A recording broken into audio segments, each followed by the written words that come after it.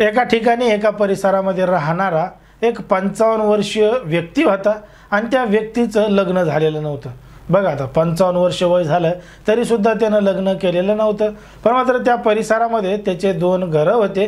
ते घरं त्यानं किरायाना दिलेले होते, म्हणजे भाड्याने दिले होते। मग त्याच्यामधून जे काही पैसे मिळतात त्याच्यामधून त्याचा चांगला उदरनिर्वाह होत होता। आजूबाजूला काही नातेवाईक राहत होते, ते सुद्धा त्याच्याकडे लक्ष देत होते। अशा पद्धतीनं तो त्या परिसरामध्ये राहत होता। मग त्याच परिसरामध्ये कपड्याच्या दुकानावर काम करणारा एक 34 वर्षीय तरुण होता आणि त्याच परिसरामध्ये असल्यामुळं या 34 वर्षीय तरुणाची आणि त्या 55 वर्षीय व्यक्तीची या दोघा जणांची एकमेकांसोबत ओळख झालेली होती। मग सुरुवातीला ओळख झाली, ओळखीचं रूपांतर मैत्रीमध्ये झालं आणि मैत्रीमध्ये रूपांतर झाल्यानंतर या दोघा जणांना एकमेकांप्रती प्रेम सुद्धा झालेलं होतं, कारण की हे दोघं जण सुद्धा समलैंगिक होते, एकमेकांसोबत संबंध ठेवत होते आणि यांचं हे प्रकरण मागच्या अनेक वर्षांपासून सुरू होतं।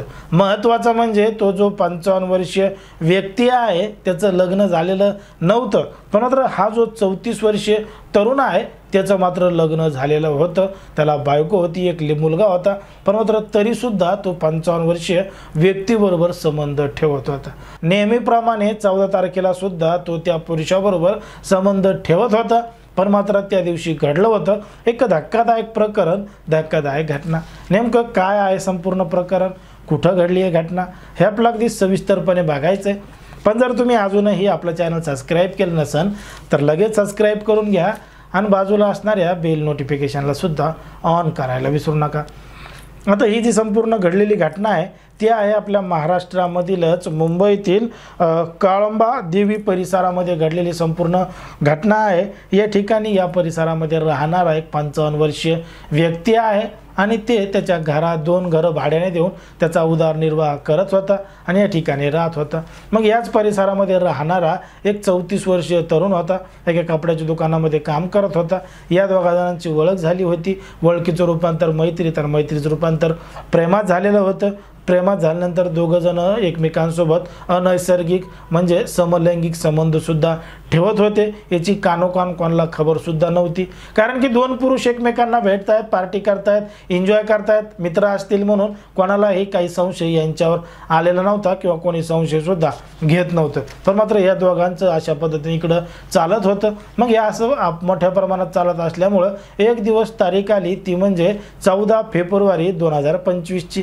14 फेब्रुवारी 2025ला त्या व्हॅलेंटाईन डे असताना व्हॅलेंटाईन डे सेलिब्रेट करायचं दोघा जणांनी ठरवलेलं होतं, कारण की ह्या दोघा जणांचं कपल होतं, यांचं एकमेकांवर प्रेम होतं, म्हणून यांनी त्या ठिकाणी व्हॅलेंटाईन डे सेलिब्रेट करायचं ठरवलं। आता व्हॅलेंटाईन डे हा प्रेमाचा दिवस असतो म्हणून ते साजरे करत होते। मग व्हॅलेंटाईन डे साजरा करत असताना सायंकाळी 7:30 किंवा 7:45च्या दरम्यान या दोघा जणांनी त्या ठिकाणी संबंध ठेवायला सुरुवात केली आणि हे सगळं करत असताना तो जो 55 वर्षीय व्यक्ती आहे तो अचानक त्या ठिकाणी बेशुद्ध पडला।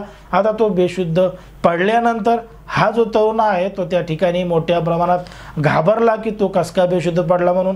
आता तो बेशुद्ध पडल्यानंतर यानं त्याच्या अंगावर कपडे घातले आणि कपडे घातल्यानंतर त्याच्या अंगावर चादर टाकली, चादर टाकून तो त्या ठिकाणाहून पसार झाला, फरार झाला। मग फरार झाल्यानंतर ते पुन्हा फिरकून इकडं आलाच नाही, काहीच नाही। मग तो जो 55 वर्षीय व्यक्ती आहे त्याच्या घराचं दार मागच्या 2 दिवसापासून उघडलं नव्हतं, म्हणून जवळच्या काही नातेवाईकांनी त्या घरामध्ये येऊन पाहिलं, तेव्हा घरामध्ये त्या 55 वर्षीय व्यक्तीचा मृतदेह दिसला। आता मृतदेह दिसल्याबरोबर तात्काळ या संपूर्ण प्रकरणाची माहिती जवळच्या पोलीस स्टेशनमध्ये दिली। घटनास्थळी पोलीस आले, पोलिसांनी पंचनामा केला आणि पंचनामा केल्यानंतर तो जो मृतदेह आहे तो पोस्टमॉर्टमसाठी पाठवला।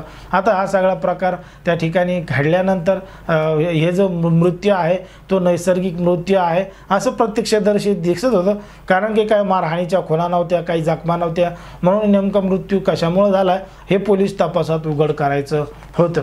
मग बरेच दिवस उलटून गेल्यानंतर पोलिसांनी जेव्हा तपास चालू केला तेव्हा समजलं की त्या व्यक्तीजवळ मोबाईल होते, त्याचे मोबाईल नेमके कुठं आहेत, काय आहेत, गायब आहेत। म्हणून पोलिसांनी तपास चालू केला।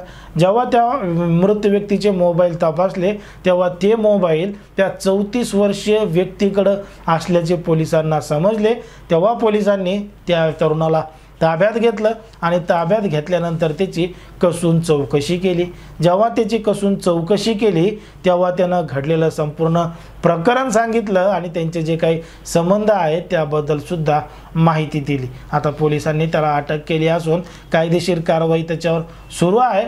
मात्र समाजामध्ये, देशामध्ये, राज्यामध्ये कशा पद्धतीनं घटना घडत आहेत, लोक काय करतायत, कुठं काय घटना घडत आहेत हे तुम्हाला या संपूर्ण प्रकरणावरून लक्षात आलेलं असेल। आता ज्या पद्धतीनं समाजामध्ये घडतंय तेच सांगण्याचं काम आपण या ठिकाणी करत असतो, कारण की कोणाच्याही भावना दुखवणं, कोणाचंही मन दुखवणं हा आपला उद्देश नाही। त्यामुळे या संपूर्ण प्रकरणावर तुम्हाला जे काय वाटत असेल ते अगदी स्पष्टपणे कमेंटमध्ये सांगा आणि अशाच पद्धतीचे नवनवीन व्हिडिओ पाहण्यासाठी आपल्या चॅनलला लगेच सबस्क्राईब करा।